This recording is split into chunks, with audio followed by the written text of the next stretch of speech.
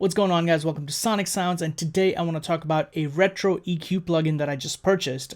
This is McDSP's 4020 Retro EQ. Now, there are a bunch of them out there in the market already, but this one sounds different, and I can't really tell what exactly it is, what kind of magic's going on in the plugin, but it sounds amazing. And just for the comparison, I've loaded up Scheps 73 as well as the vintage EQ that comes with Logic Pro. We're going to do some A/B testing and you'll see how the track sounds, how the EQ sounds in the track, and you'll know what I'm talking about. So let's jump into it. I recorded this vocal on this instrumental. We'll listen to it dry with the instrumental and then we'll start doing some processing to see how the EQ sounds with it.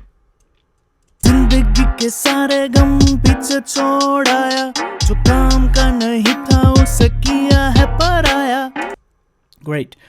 Alright, so let's listen to this vocal dry.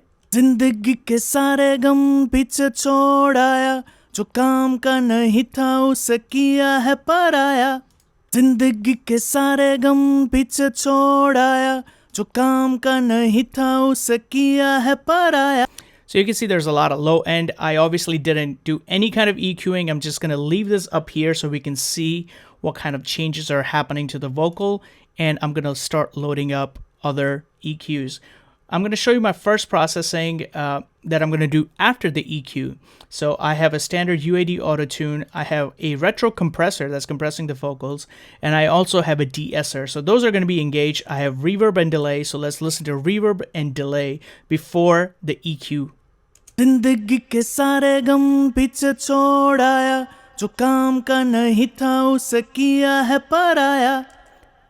Alright, so let's do Scheps 73 first. We're going to enable the plugin and let's listen to it. जिंदगी के सारे गम पीछे छोड़ाया जो काम का नहीं था उसे किया है पराया. So I'm doing a bit of high pass at 160.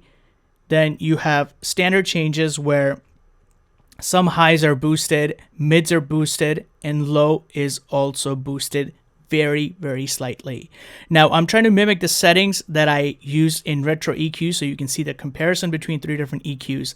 So let's go and listen to the console EQ where I mimicked similar changes to Scheps 73. So I'm going to engage it halfway through so you'll hear the difference.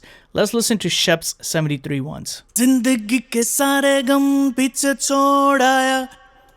Let's listen to the same thing with Logic EQ. जिंदगी के सारे गम पीछे छोड़ाया.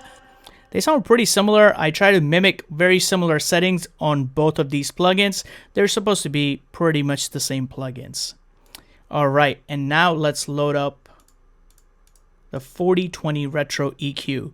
Now, the interface is pretty simple. You have your low cut, high cut right here, whether you want EQ engaged or not. Low frequency, low mids, and high frequency cutoffs or boost. So this is a preset that I loaded up and I absolutely love it the way it works on my vocals. So it's the male vocal presence. They have a bunch of other presets. I've used the guitar ones. It sounds really good as well. Let's enable this and see what this sounds like.